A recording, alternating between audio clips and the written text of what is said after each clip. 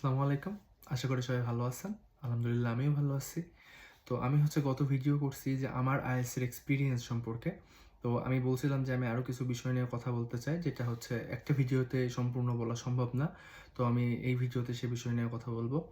তো first of all IELTS তো আমরা সবাই জানি IELTS হচ্ছে international English language testing system এবং বেসিক্যালি এটাতে ৪ টা মডিউল থাকে। এটা হচ্ছে listening, speaking, writing and reading. So এই ৪ টে বিষয়ের মধ্যে সবথেকে যে সহজ ২ টা সেটা হচ্ছে লিসেনিং এবং স্পিকিং, যেটা হচ্ছে ৭-৮ দিন এরকমভাবে এক নাগাড়ে প্র্যাকটিস করলে আপনি এটাতে স্মুথনেস চলে আসবে এবং এটা ইজি হবে বলতে। আর যেটা রিডিং আর রাইটিং এটাতে আরও বেশি প্র্যাকটিসের প্রয়োজন হয়, কারণ এটাতে আসলে মার্কস তোলা খুবই টাফ টু বি অনেস্ট। এবং এটাতে আপনি যত বেশি প্র্যাকটিস করবেন, যত বেশি মক টেস্ট দেবেন, এটা ইমপ্রুভ হয় আরকি।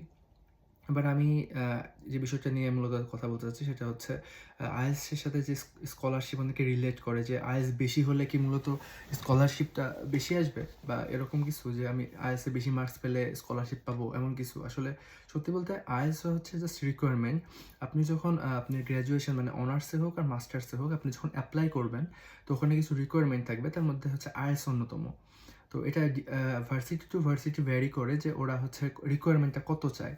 তো কোনো ভার্সিটি অনার্সের জন্য চায় হচ্ছে 6 বা 6.5, আবার কোনো ভার্সিটি মাস্টার্সের জন্য 6.5, 7 বা 6 এরকম চায়। তো এটা ভ্যারি করে।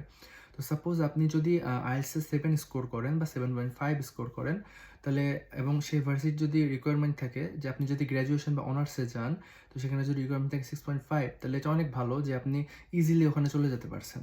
এই জিনিসটা এমন না যে 7.5 বা 8 পেলে আপনি স্কলারশিপ পাবেন, এই জিনিসটা কিন্তু এমন না। কিন্তু আপনি যদি সেই একই ভার্সিটি যদি 6.5 লাগে কিন্তু আপনি 6 স্কোর করেন বা 5.5 করেন, আপনাকে কিন্তু নিবে না। কারণ তাদের রিকোয়ারমেন্টটা অবশ্যই ফিল আপ করা লাগবে। এবং একইভাবে যদি আপনি 8.5 বা 9 পান এবং আপনি মনে করেন যে এখন আমি এপ্লাই করলে আমাকে যেমন নিবে তেমন আমাকে হয়তো স্কলারশিপও দিবে। এটাও কিন্তু একটা ভুল ধারণা। স্কলারশিপের সাথে IELTS এর আনফরচুনেটলি কোনো ধরনের রিলেশনই নাই। স্কলারশিপে ডিপেন্ড করে আরও কিছু বিষয়ের উপরে। তো জাস্ট IELTS-টা আমার নিয়ে হয়ে থাকে যে মূলত সেখানে সম্পূর্ণ শিক্ষা ব্যবস্থা সবকিছু ইংলিশের উপরে হবে। তো আপনি সেগুলা বোঝার জন্য ক্যাপেবল কিনা, আপনি সবগুলা আপনি ওখানে সবার সাথে তাল মিলিয়ে চলতে পারবেন কিনা, এবং ইংলিশে আপনি যেখানে যাবেন সবকিছু তো আপনাকে বলতে হবে ইংলিশে।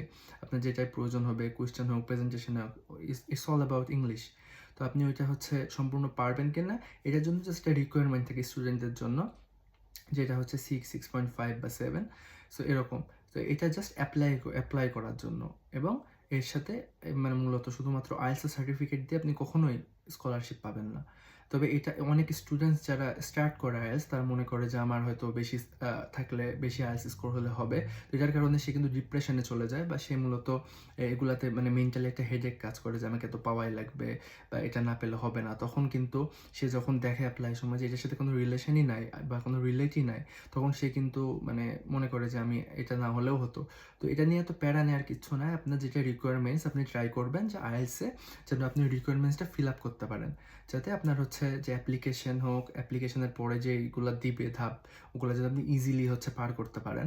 কারণ আপনি যখন ইমিগ্রেশনে আসবেন, আপনার বাংলাদেশের ইমিগ্রেশন কিন্তু ঠিকই বাংলায় হবে, কিন্তু আপনি ইউকেতে আসার পরে ইমিগ্রেশনটা কিন্তু ইংলিশে হবে।